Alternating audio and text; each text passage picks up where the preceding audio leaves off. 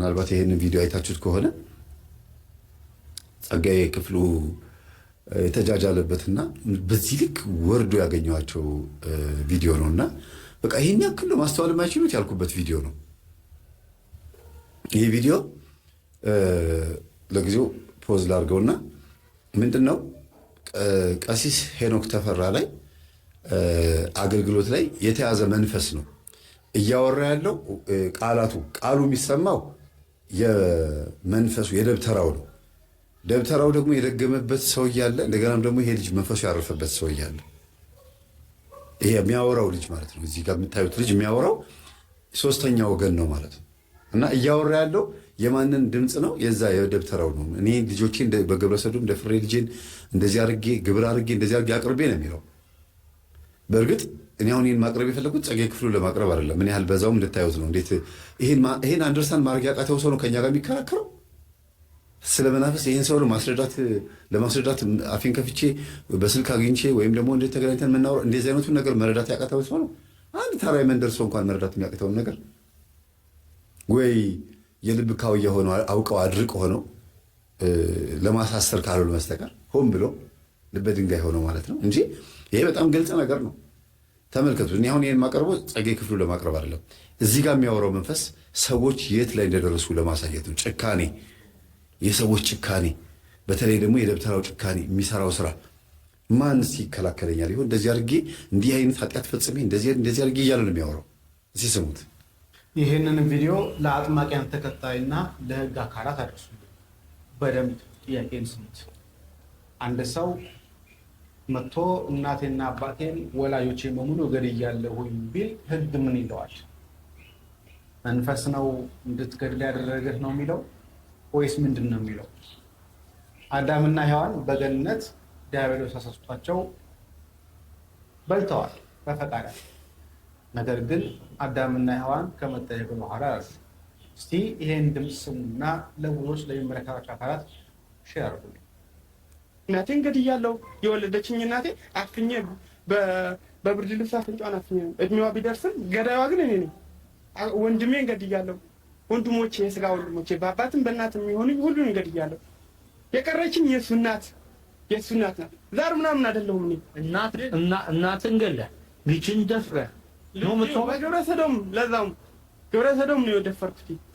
ወንድና ሴት ልጅ የደፈርኩት ያው እኔ በዚህ ምድር ያልተሰራው ግፍ እኔ የሰራሁት ማንም ይሰራል። በዚህ በጣም ደስተኛ። እናንተ የምታወሩት የትም መድረክ የምታወሩት ኃጢአት በላይ የሰራሁት እኔ ራሴ ነኝ። እናንተ በመድረክ ላይ ከምታወሩት ወሬ በላይ በሞተ እጥፍ የሰራሁት እኔ ነኝ። እዚህ በዚህ የማይበቃ ተናግሬ ማለቁ ረክቻለሁ። እኔ አሁን 35 ሚስት ነው ያለኝ። ከሁሉንም ሁለት ሶስት ልጆች ወልጃለሁ።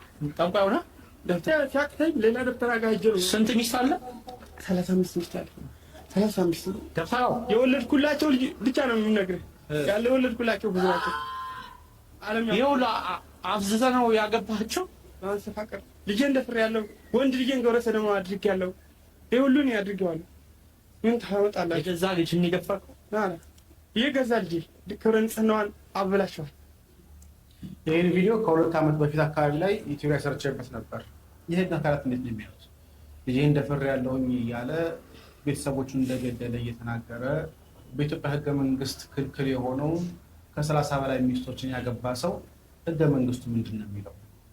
በተለይ ህግ የሚጠቁ አካላት ይህን ቪዲዮ ስቲች ማድረጋችሁ ቢሆን ትዊት አድርጋችሁ ምላሽ ብትሰጡኝ ደስ ይለኛል። ሰይጣን አሰራኝ ነው የሚለው ወይስ ህግ ምን ይለዋል? ቸር ቆዩ። አሁን እንግዲህ ሁለት አይነት ሀሳብ ያለው ቪዲዮ ነው። አንደኛ ቀሲስ ሄኖክ ተፈራ የሚያናዝዙት መንፈሱ ከደብተራ ነው ሶርሱ መምጫው እና እንዴት ቤተሰቡ እንደጨረሰ መንፈሱ የደብተራውን ድምፅ ይዞ መጥቶ ነው የሚያወራው። የደብተራውን ድምፅ አሁን የት ነው ያለኸው ሲባል እኔ ያለሁት ክፍለ ሀገር ነው ይላል። አንዳንድ መንፈስ እዛ ጉባኤ ላይ ስንሰማ የሚያወራው ግን እዚህ ያለው ልጁ ነው። ይሄ እየተፈወሰ ያለው ልጁ ነው። በእሱ አፍ ላይ ሆኖ ግን መንፈሱ የት እንደሆነ ያ ደብተራው ደጋሚው ማለት የት እንደሆነ ይናገራል። ምክንያቱም መንፈስ በአይን ጥቅሻ እዚህም እዛ መሆን ስለሚችል ሁሉም ቦታ የት እንዳለን ያውቃል። እና አንዱ ያ ነው። ሁለተኛ ነገር ደግሞ እነዚህ እንግዲህ ይሄ መረዳት ያቃታቸው ምን ልበል እንግዲህ እነሱ ወቀሳ ሲቀርብና ተግሳጽ ሲቀርብላቸው ስድብ ብለው ስለሚሰሙት ነው እንጂ ሙልጭ ባረገው ደስ ይለኝ ነበር። ግን እንዲህ አይነት የወረደ የዘቀጠ የሆነ አመለካከት ያላቸው ሰዎች የሚፈልጉት እነሱ እነዚህ አይነት የሚፈውሱ ሰዎች እንዲታሰሩ ነው። እውነት ይህንን ፖሊሶቹ ሳይገባቸው ቀርቶ ነው? የህግ ሰዎች ይህን ቪዲዮ ሳያዩት ቀርቶ ነው? ማን እያወራ እንደሆነ ስላወቁ ነው እንጂ የሃይማኖት ሰው ነኝ መንፈሳዊ ሰው ነኝ ወይም ደግሞ የቤተክርስቲያን ላህ አለኝ የቤተክርስቲያን እውቀት አለኝ ብሎ የሚያስብ ሰው ይሄን መረዳት ያቅተዋል? በጣም ይገርማል። እንደው በዚህ አጋጣሚ ይሄን ነገር እንድታዩት ብዬ ነው ያመጣሁት። ሰው የት እንደደረሰ ግን በዚሁ ማየት ይቻላል። ሰው ክፉ ሆኗል። ሰው ከሃዲ ሆኗል። እንግዲህ እየደገመባቸው እያስደገመ የራሱን ልጆች እየደፈረ ይሄ ደብተራ ሰውን እንደዚህ አክፍቶታልና የእሱ መንፈስ ደግሞ እዚህ ልጅ ላይ ሲመጣ ይህንን ልጅ ወደ ኃጢአት ሊገፋፋው ይችላል። ምክንያቱም ያ መንፈስ ወደዚህኛው የደብተራው መንፈስ ወደዚህኛው ልጅ መጥቷል። ልጁንም ሳይፈልግ ሊያሳስበው ይችላል። ሴትን ከመቅረብ ይልቅ ወንድን መቅረብ፣ ማየት የሌለበትን ማንኛውም አይነት የሰው ልጅ ፕራይቬት ፓርት የሚባሉትን ነገሮች እያየ ምን ሆኜ ነው እንደዚህ ነገር ማየው? እኔ እኮ እንደዚህ አይደለሁም። እኔ እኮ በጣም ጨዋ ልጅ ነኝ። እንዴት ነው እንደዚህ አሳድርጌ የበደለውም አይደለሁም። እናትና አባቴን ጨዋ ናቸው። ምን ሆኜ ነው እንደዚህ አይነት ኃጢአት ውስጥ የገባሁት ይላሉ አንዳንድ ወጣቶች ሳያስቡት። መጠጥ ውስጥም ሱስ ውስጥም ግብረ ሰዶማዊነት ውስጥም ሌዝቢያነት ውስጥም ሲገቡ ይደነግጣሉ ወጣቶች። ለምን ሲባል መንፈሱ ይዞት የመጣው ነገር አለ ወደ እነዚህ ልጆች ሳይፈልጉት ጉዳዩ እንዲፈጽሙ የሚያስደርግ መንፈስ ማለት ነው። እና የእኚህ ሴትዮ ልጆች የባለ ታሪካችን ወደ ታሪኩ እንመለስና የእኚህ ሴትዮ ልጆች እንዲህ አይነት ነገር ውስጥ ገብተዋል። ቆሸሽ ያለ ነገር ውስጥ ተግማምተዋል። እና እናት በጣም ተስፋ ቆርጠው የተከራዮቹን ገንዘብ እየተቀበሉ ገንዘቡን ሴቭ ማድረግ ማስቀመጥ ባንክ ከማድረግ ውጭ ልጆቹ መጥተው ሊጎበኟቸው አልቻሉም። ገንዘቡ ቢቀመጥም ገንዘቡ ቢጠራቀምም ልጆቹ ግን እናታቸውን ጠልተው ራቁ ማለት ነው። እና ወደ ልጆቹ ልምጣና እያንዳንዳቸው ቤት እስቲ ልግባ። የመጀመሪያ ትልቁ ልጅ ሃይማኖቱን ካደ፣ ወደ ሌላ እምነት ውስጥ ገባ። ከዛም እምነት ወጣና ኤቲስትና ፓጋን ሆነ። ከዛም ወጥቶ ሜዲቴት ማድረግ ጀመረ። ዩኒቨርሱን ማናገር ጀመረ። ዩኒቨርሱን ማናገር ሲጀምር ዩኒቨርሱ ይሄ ሜዲቴት እያደረጓላ ዮጋ ምናምን ብለው ቻክራ ምናምን ቢሉት እና እኔ ከዩኒቨርስ ጋር ነው ከህዋው ጋር ነው ማውራት የምፈልገው ይመልስልኛል እያለ መፈላሰፍ ሲጀምር መልስ አገኘ። መልሱ ምንድን ነው? በትክክል ያ መጽሐፉ ላይ ያነበበውን ነገር ራሱን በሚገባው መልኩ አሳየው እና ያሰባቸውን ነገሮች በተግባር ሄዶ እንደዚህ እንዲሆን እፈልጋለሁ፣ ገንዘብ ማግኘት እፈልጋለሁ ምናምን ሲል ሆኗል። ግን ማን ነው ብሎ አልጠየቀም። ከየት መጣ ይሄ ነገር ብሎ አልጠየቀም። ይሄ ነገር ትክክል ነው ብሎ በቃ ብዙ ሰዎችን ለማሳመን ወደ ሚዲያ ሄዳል፣ ኢንተርቪው ይደረጋል፣ እዛም ይገባል። ይሄን አይታችሁትም ሊሆን ይችላል።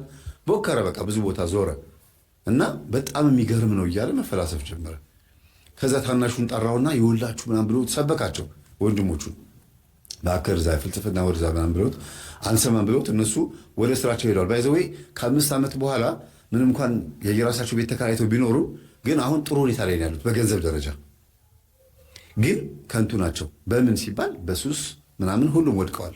መጠጥ ብትሉ፣ ሴት ብትሉ፣ የጫት ሲጋራ ብትሉ እንዳለ አንድ አይነት፣ ሴቶቹም ወንዶቹም አንድ አይነት ሆነዋል ከዚህ ከትልቁ በስተቀር። ትልቁ ደግሞ ምን ውስጥ ነው የገባው? ኦልሬዲ እግዚአብሔርን ስለካደ ሃይማኖቱ ከኦርቶዶክሱ ወጥቶ ሌላ እምነት ውስጥም ገብቶ ዝብርቅ ብሎበት ስለነበር አሁን ዩኒቨርሱን ብቻ እያናገረ ስለሆነ ሰይጣን ተመችቶታል ማለት ይሄን ነገር። ለምን ኒው ኤጅ ነው፣ የኒው ኤጅ አስተሳሰብ ስለሆነ ይመቸዋል ይህ አስተሳሰብ። እና ማንንም ሰው አይሰሙም። ሰዎች ቢመክሯቸው አረ ይሄ ልክ አይደለም ተብሎ ኮሜንት ቢጻፍላቸው በፍጹም ልባቸው ድንድን ብሏል። ሁሉም በየፈርጃቸው ማለት ነው። ለምሳሌ ጫት የሚቀመው ሲጋራ የሚያጨሰውን ልጅ ከወንድማዎቹ መካከል አንዱ ማለት ነው ሰው እየተባለ እናቱም ሰው ልከውበት ቢያስመክሩት ምን ቢሉት ምን አገባችሁ ደግ አደረግ እንኳን አረኩል የሚሉ ናቸው። ሴቶቹም ራሳቸው በዝሙት ውስጥ ገብተዋል። የሚለብሱት ልብስ በጣም ህገወጥ የሆነ ልብስ ነው። አንዷማ ጭራሽ አፍንጫዋ ላይ የተበሳችው ይሄ ጆሮዋን እዚህ ጋር እንዳለ የተበሳችው ይሄ እዚህ ጋር አካባቢ የተበሳችው ምናምን በቃ ሌላ ነው። በእርግጥ በድሮ ጊዜ በእናቶቻችን ዘመን እንደ ጌጥ ምናምን የሚወሰዱ ነገሮች አሁን ትርጉማቸው ሌላ ሆነዋል። እንደየትርጉሙ ነው ግን ያሳያል ለምን ማድረግ እንደፈለጉ። ለምንድን ነው እዚህ ጋር እንዳለ ጆሮዋን ከዚህ ጀምሮ ይሄ እንዳለ ብስት ተበስታ ሁሉ ላይ ብረት አድርጋለች። አፍንጫዋን ተበስታለች፣ እምብርቷን ተበስታለች። ያልተበሳችው ቦታ የለም። ከንፈሯን ተበስታለች እዚህ ጋር። ይሄ ማለት ሌዝቢያን ሆናለች ማለት ነው አይደል እንዴ? ወደ እነሱ መስመር ገብታለች ማለት ነው። የምታደርገውን አታውቅም ማለት ነው። እና እናቷን አንድ ቀን ለማየት መታ እናትየው ማነሽ አሏት። ደነገጡ። አይናቸውን ብዥ ብዥ ብሎ በእርግጥ አይኔ ብዥ ብሎብኛል አሉ። በደንብ አይም ግን ማነሽ አሏት። ድምጿ ሁሉ ተቀይሮ ከቤ ነገር ሆናለች። ለምን መጠጥ ለምዳለች። ሴት መጠጥ ከለመደች ድምጿ ይቀየራል ምናምን የምትለው ለየት ያለ ድምፅ ነው የሚኖራት። ስስቅ ራሱ ይለያል። ለምን ሲጋራና መጠጥ ድምፅ ይቀይራል። የሴቶችን ድምፅ በጣም ነው የሚቀይረው ሲጋራና መጠጥ። እና እማዬ ልጅሽ እኮ ነው የምናማቻት አንቺ ከዛ ጎረቤት ጠርተው እሷ አለች አሉ እውነች ግን እንደ ሁሉ ነገሯ ያስፈራል አሉ። እንዴ ምንድን ነው የምትሉት? በቃ እማዬ ሰላም ልሽ የመጣሁት ምናምን ብላ ሰላም ብላ ትሄደች ጊዜ አለ። ግን ለካ እናቷ አይኗ የሚያይ ከሆነ አለባበሷን አይተው እንዲበሳጩ ለማናደድ ነው ለካ የመጣችው። ማለት እናትየው ውስጣቸው እንዲጎዳ እኮ ነው አይደል? በዚህ ልክ እናት ላይ ከእናት ጋር እልህ መግባት። እናት ስትቆጣ ትመስላለች ክፉ፣ በሞት ስትለየን ጻፉት እስቲ እናንተ። እኔ ሁልጊዜ የምናገረው ነገር ስለሆነ ነው። እና በአንድም በሌላ መንገድ እኚህ እናት እውነትም እየተጎዱ ነው ያሉት። እና ስለ ልጃቸው እንደዚህ ሆና መምጣት ገርሟቸው ለምን እንደዚህ ሆና መጣች እኔ እንዳያት ነው ወይም ደግሞ እንደዚህ አይቻት እንድበሳጭ ነው። በእሷ ቤት እንደ ወጣትና እንደ ሕፃን እልህ መጋባቷ ነው። አበሳጭቻት መጣሁ እናቴን ማለቷ ነው። ብረግማት አሁን ምን ትሆን? የባሰ ትሞታለች። ሞታለች በቁሟ። ብረግማት ምን ትሆናለች? አሁን እንደው ምን ይሻላል? እግዚአብሔር ሆይ እንደው ምን ትላለህ አሉ። በጣም አዘኑ። እና ወንድሞቿ ጋር ደውላ ማዘርን ዛሬ አበሳጨዋት ይሄ ልብስ ለብሼ ሂጂ ምናምን ብላ ወንድሞቿ ጋር ስትልክ ሁለተኛ ማዘር ጋር እንዳትሄጂ እንደዚህ ለብሰሽ ስነ ስርዓት አድርጊ ምናምን ብላ ወንድሞቿ ተቆጣት። ይህ እዛ አፈር ብላ የራሱ ጉዳይ ስትፈልግ ተዘቅዘቅ ምናምን ብላ ወንድሟን ሰድበው ያው በብዙ ጊዜ ወንድምና እህቶች መካከል መሰዳደብ ያለ ነገር ነው። እሱ እንዳለ ሆኖ ግን ወንድሞቿም ጋር ደውላ እንደዚህ ለብሼ ሂጂ እናቴን አበሳጨዋት ያለችው እነሱም እንዲያዩላት ስለፈለገች ያለችበትን ደረጃ ማለት ነው። ከዛ መልሶ ጠዋት ሲገናኙ ደግሞ ብር አበድረኝ ይባባላሉ። እርስ በርስ የሚበዳደሩትም ደግሞ ለሱስ ነው። ዛሬ ጫት ቀማ ከጨረሰችው ነገ ከወንድሟ ትበደራች። ከነገ ወዲያ ገለዋን ሸጣ በምታገኘው ገንዘብ ለወንድሟ ትራንስፈር ታደርግለታለች። እሱም ደግሞ አምጪ ብሎ ከጨቀጨቃት እንጂ አትሰጠው። አላቀልህም ልትለው ትችላለች። ክህደት ስላለ ማለት ነው። እነዚህ ነገሮች ደጋግሜ የምናገራቸው ግን ምክንያት ስላለኝ ነው። አሁን በመካከላቸው በጣም ትልቅ ልዩነት ተፈጥሯል። እሱም የአስተሳሰብ የአመለካከት ማለት ነው። ግን አንድ የሚያደርጋቸው ነገር ደግሞ አለ። ኃጢአት አንድ ያደርጋቸዋል። የማንንም ድምፅና የማንንም ወሬ አለመስማት አንድ ያደርጋቸዋል። አለሌ ለመሆን እንደፈለጉ ለመፈንጠስ ማንም ተቆጣጣሪ ስለሌላቸው ነፃነታቸውን አንድ ያደርጋቸዋል ማለት ነው። ከዛ ውጪ በገንዘብ እንዳይሆኑም እንደተጣሉ ነው ምናምን እና እንዳይረዝምብኝ ነው ባይዘው የማሳጥረው። በታሪኩ ብዙ ቢሆንም የእያንዳንዳቸውን ታሪክ ስዘረዝረው ይረዝምብኛል። በዘረዝረው 40 ደቂቃ ይሄድብኛል። ጥቅም የለውም። ከሱሰኛ የምትጠብቁት ነገር ነው። መስከር ነው፣ መጨበስ ነው፣ መፈንጠስ ነው ምናምን በቃ እንደፈለጉ መሆን ነው። በነገራችን ላይ ይሄ ፍካሬ ኢየሱስ ላይ ተጽፏል። ፍካሬ ኢየሱስ መጽሐፍ ላይ ተጽፏል። ፍካሬ ኢየሱስ በነገራችን ላይ አውሮፓውያኖች ራሱ ነጮች ተመራምረውበት መጽሐፉ ትክክል መሆኑን አረጋግጠዋል። ኢትዮጵያ ውስጥ ይሄ መጽሐፍ መቼ ተጻፈ? እንግዲህ ዛሬ 400 ዓመት ምናምን የተጻፈ መጽሐፍ ነው። መጽሐፍ ጠንቅቅ ብሎ በብራና የተጻፈ መጽሐፍ ነው። በአፄ ዘርዓ ያዕቆብ ዘመን ይመስለኛል። እና እሱ ላይ አሁን የምላችሁ እነዚህ ቤተሰቦች ታሪካቸው አለ 48ኛ እንዲያውም ለምን አላነብላችሁም? ላንብብላችሁ። መጽሐፍ ናት ይቻላል። አንድ መጽሐፍ አለ ፍካሬ ኢየሱስና ቴዎድሮስ ሳልሳዊ የሚል መጽሐፍ አለ። ይሄ መጽሐፍ ታውቁታላችሁ? በጣም ቆንጆ መጽሐፍ ነው። ባይዘው ፍካሬ ኢየሱስ የሳልሳዊ ቴዎድሮስ አመጣጥና የዘመኑ ፍጻሜ ወልደ ጻድቅ ተክለ ጊዮርጊስ የሚባል የጻፈው መጽሐፍ ነው። 180 ብር ነው ዋጋው።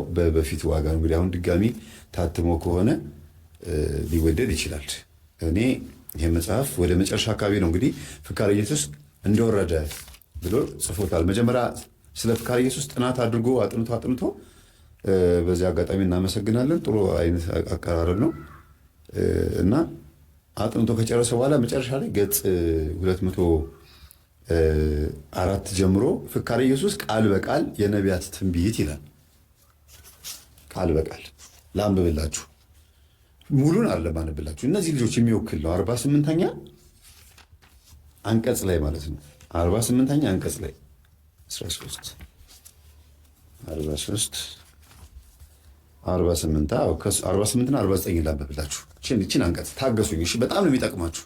በጣም በመጽሐፉ ከሆነ 214ኛ ገጽ ላይ ነው ይሄ መጽሐፍ ያላችሁ ሰዎች። አንቀጹ ደግሞ 48ኛ ላይ ፍካሬ ኢየሱስ ትንሿ የጸሎት መጽሐፍ የምታክለዋ ካላችሁ 48ኛው አንቀጽ ላይ ታገኙታላችሁ።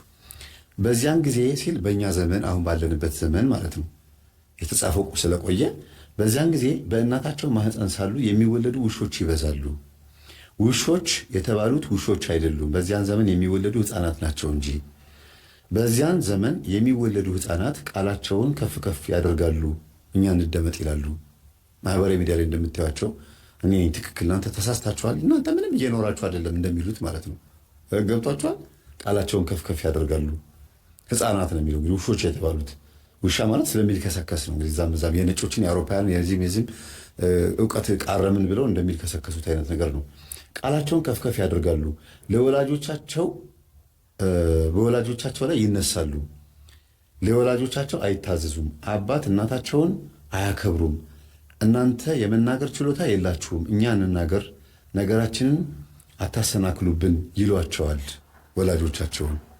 እናንተ አልሰለጠናችሁም፣ ይሄ ዘመናዊ ነገር አይገባችሁም፣ እኛ ያልነው ትክክል ነው፣ ሃይማኖትም ባህልም ሁሉ ነገር በቃ በአጠቃላይ አይረባም አይሰራም ብለው ነው የሚሉት። አዲሱ ሕፃናት የተባሉት ኒው ኤጅ ማለት ነው እንግዲህ። ሕፃናት ብሎ የተናገረው ኒው ኤጅ ሲል ነው፣ አዲሱ ትውልድ ሲል ነው። ቀጥታ እኮ ቃል በቃል የተጻፈው አይገርማችሁ? ኒው ኤጅ እኮ ነው። ሞትን አያስቡም፣ ሕሊናም አእምሮም የጎደላቸው መንፈስ እግዚአብሔር የተለያቸው ናቸው። ይኸውላችሁ ሞትን አያስቡም ማለት ነገ ስሞት ምን ያጋጥመኝ ይሆን? እውነት ገነት ይኖር ይሆን? መንግሥተ ሰማያት ይኖር? ብቃጠልስ? ሞትን እያሰቡ ቅጣት ቢኖርስ አይሉም። ዝም ብሎ የዛሬን ብቻ አሁን ልብላ፣ አሁን ልጠጣ፣ አሁን ልደሰት፣ ዛሬ ላይ ያለው ብቻ ላስብ ነው የሚሉት። ሞትን አያስቡም ማለት ያ ነው። ከዛ ደግሞ ሕሊና እና አእምሮ የጎደላቸው መንፈስ እግዚአብሔር የተለያቸው ናቸው። ይህ ግልጽ ነው። አንቀጽ 49 ግን በደንብ አዳምጡት። እግዚአብሔር ኃጢአታቸውን ስለታገሳቸው እንደሌሉ ሰዎች ይቆጠራሉ፣ ወይም እንደሌላ ሰው ይቆጠራሉ። በስራቸው የተጎሳቆሉ በሐሳባቸው የረከሱ ናቸው። ባህላቸውን ይለውጣሉ፣ የያዙትን ይጥላሉ፣ ያላዩትን ይናፍቃሉ። ሰብአዊ ባህሪያቸውን በእንስሳ ባህሪ ይለውጣሉ፣ ነውርን ይንቃሉ፣ ኀፍረታቸውንም ይገልጣሉ። ሥጋዊ ፍትወትን የሚፈጽሙ ስራቸው ሁሉ ሐሳዊ መሲህ ልባቸውን ያጠፋል፣ አምላካቸውን ያስረሳቸዋል። የሀገር ፍቅር የወገን ክብር አይሰማቸውም፣ የአባት እናታቸውን ክብር አይቀበሉም። ተውን፣ ልቀቁን፣ እንሩጥ፣ እንፈርጥጥ ይላሉ እያለ ከዛ ይቀጥላል።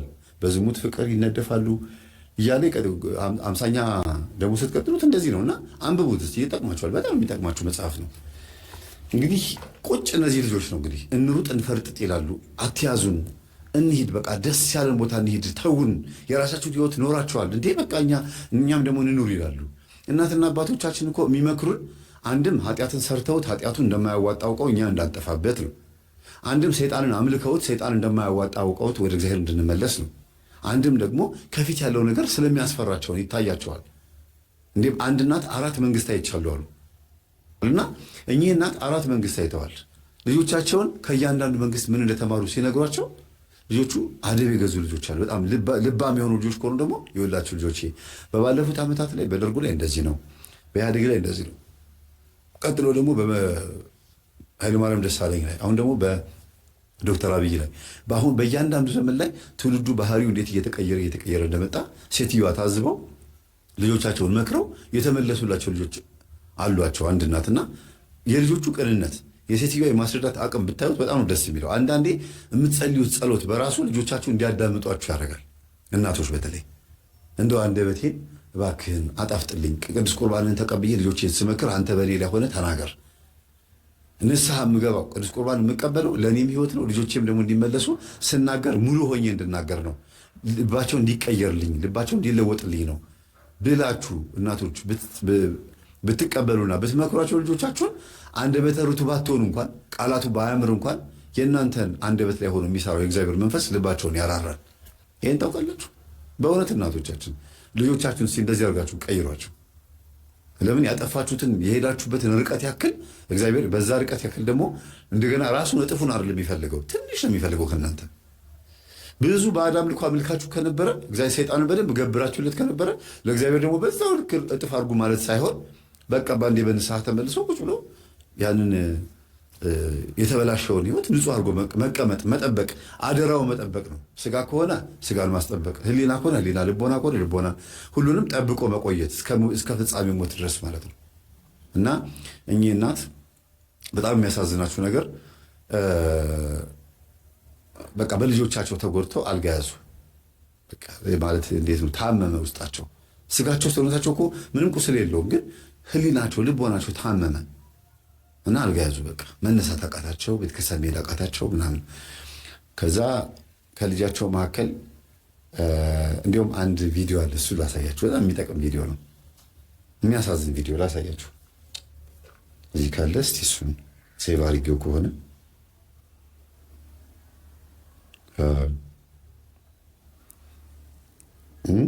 ይህን ሰምታችሁ ምን ልል እንደፈለኩ ይገባችኋል። እሺ ስሙት እስቲ።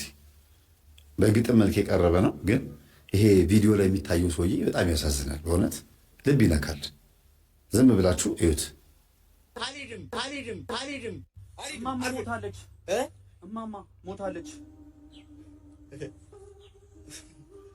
መመረፈች አረፈች። እኔና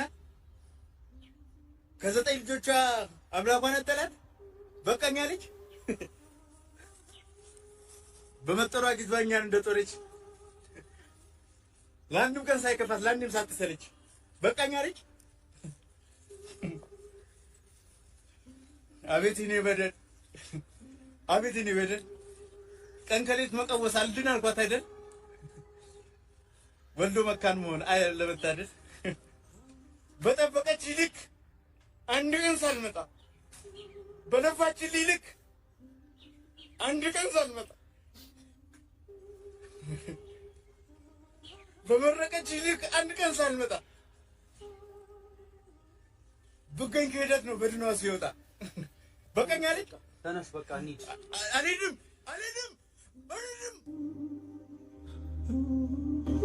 አንተ ግን አንተ ግን አንተ ግን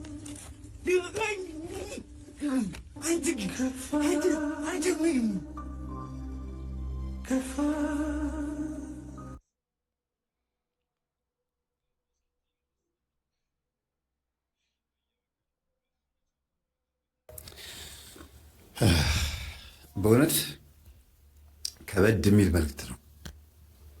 ሰውዬው ያሳዝናል። መልእክቱ በጣም ልብ ይነካል፣ አንጀት ይነካል። በእውነት በጣም የሚያሳዝን መልእክት ነው። በጠበቀች ልክ ሳልሄድላት ይገባችኋል። ምንድን ነው የተባለው? እና እንሂድ ሲለው አልሄድም እናቴ ጋር ሲል እናት አርፋለች፣ እማዬ አርፋለች ሲለው ጊዜ አረፈች። የመጀመሪያ ቃሉ አያሳዝንም? ደግማችሁ ስሙት እስቲ። በጣም ነው የሚያሳዝነው። አረፈች እናቴ። የ9 ልጆችን እናት ወሰዳት፣ በቃሽ ብሎ ወሰዳት እግዚአብሔር ብሎ ማልቀስ ጀመረ። ልቡ ከልቡ አልነበረም አልሄድም የሚለው የነበረው። አይገርማችሁ? ወዲያው ማረፋቸውን ሲሰማ ልቡ ተሰበረ፣ ደነገጠ። ደግሞ ሰክሯል፣ አንደበቱ ያስታውቃል።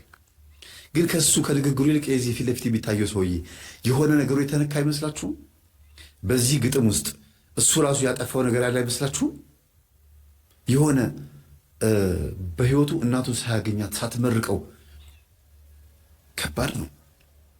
ያመለጠችው ሰው ይመስላል። እናቱ ሳትመርቀው በቃ መቆጣጠር አቅቶታል ስሜቱን። በእውነት በጣም የሚያሳዝነው እዚህም ቤት እንደዛ ነው የሆነው።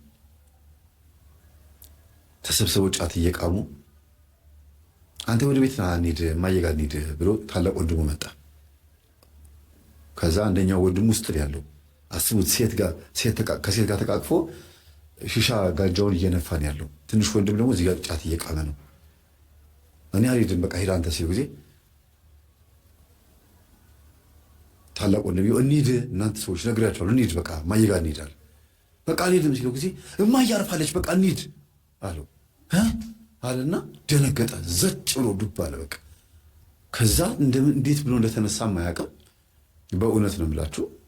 ተነስቶ ገብቶ ወንድሙ ጋር እጅህን ከትከሻዋ ላይ አንሳ፣ ከሷ ዞር በል፣ ተነስ፣ ምነግርህን ነገር ተቋቋም። ትናንትና ማታ ያየው ህልም ምንድን ነው አለው። እናቴ ያረፈች እንዲህ አለ። እናቱ በቀጥታ ሲሞቱ አይቷል በህልሙ። ግን ምን ብሎ ነው የፈታው? በቃ እናቴ የረጅም እድሜ ያላት ብሎ ነው ያስበው። በተቃራኒ ማለት ነው።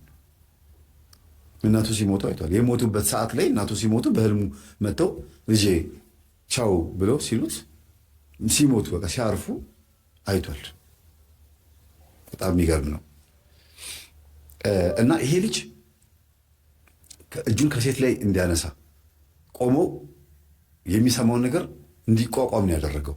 እናታችን አርፋለች።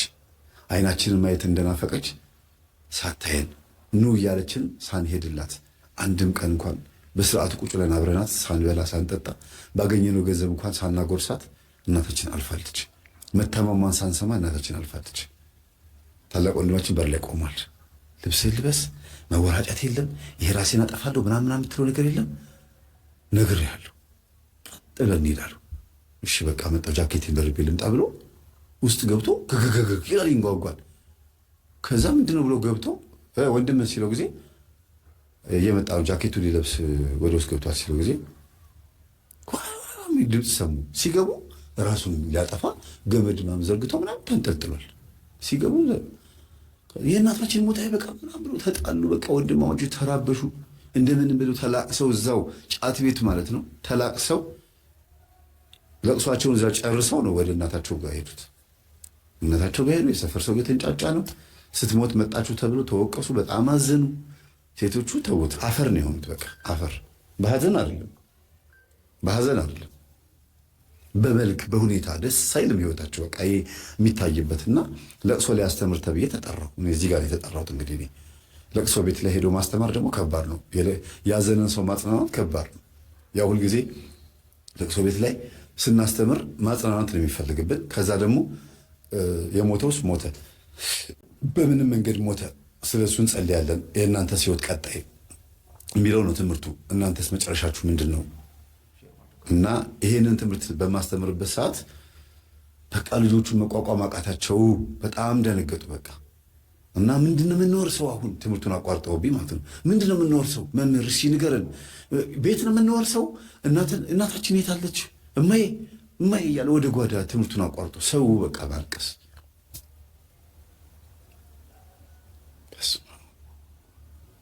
ከባድ ነበር። ትምህርቱን በመከራን የጨረስኩት። አበደ ተባለ።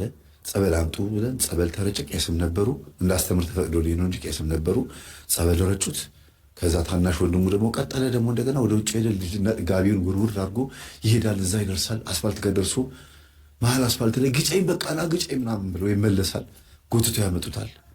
በተወሰነ በ2 ሰዓታት ውስጥ ብዙ ነገር አይቼ የመጣውና እነዚህ ቤተሰቦች እናታቸውን በማጣታቸው በጣም አዝነዋል። ስለዚህ በአንድ ሳምንትም አይቆዩም። ስለዚህ ወደ እነዚህ ልጆች ቤት መምጣት አለብኝ ብዬ እቤት ሄጄ ጃኬቴ እንዳላረኩኝ ምን አልኩኝና ቢሮን ማድሮ ብዬ ባለቤቴና ልጆቼ ዋሽቼ ወደ ለቅሶ ቤቱ ተመልሼ ሄድኩኝ። ከዛ ለቀስተኞቹ በሙሉ ፈርተው እንደፈሩ ራሳቸውን ሊያጠፉ ይችላሉ ልጆቹ ብለው እንደፈሩ ሲነግሩኝ እያንዳንዳቸው በአንድ ሌሊት እስከ ሌሊቱ 10 ሰዓት ድረስ ማለት ነው በአንድ ሌሊት 6ቱንም ልጆች አዳረስኳቸው። ለየብቻ እያዋራሁ አንድ ላይ ካዋራቸው ዝም ብሎ ምክር ነው የሚመስላቸው። ለየብቻ ከሆነ ግን መጀመሪያ ግን ስለ እናትየው ታሪክ ጠይቄ ምን እንደተፈጠረ ትንሹ ልጅና ጎረቤት ናቸው የነገሩኝ። ይሄ እስካሁን የነገርኳችሁን ታሪክ በሙሉ ማለት ነው። ከዛ በኋላ ነው የወጣቶቹን ህይወት እንደገና መምከር የጀመርኩትና ይኸውላችሁ ይሄ ከመሬት ተነስቶ የመጣ ነገር አይደለም።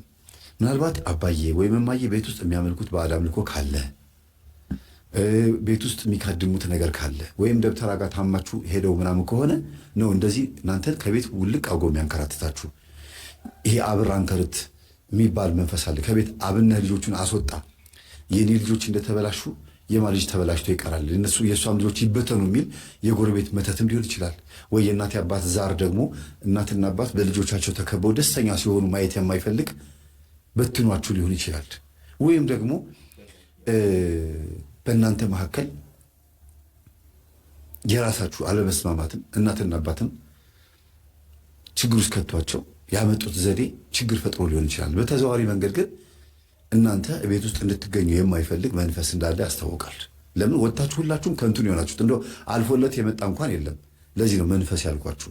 አንዱ ልጅ እንኳን ቢያልፍለት መንፈስ አይደለም ልንል እንችላለን። ለምን የተባረራችሁት አንድ ላይ ነው። አንዱ ቢያንስ ደህና ነገር ይሄ እንኳን ዩኒቨርሱን አናግራለሁ ምናምን እያለ ሜዲቴት አደርጋለሁ ብሎ የሚያስበው ሰው የባሰ ሱሰኛ ሆኗል። ከሆነ ጊዜ በኋላ በቃ ተመልሽሽት ብሏል። ዩኒቨርሱን አናገርኩ ብሎ አጋንንትን ሲያናገር ነው የኖረው።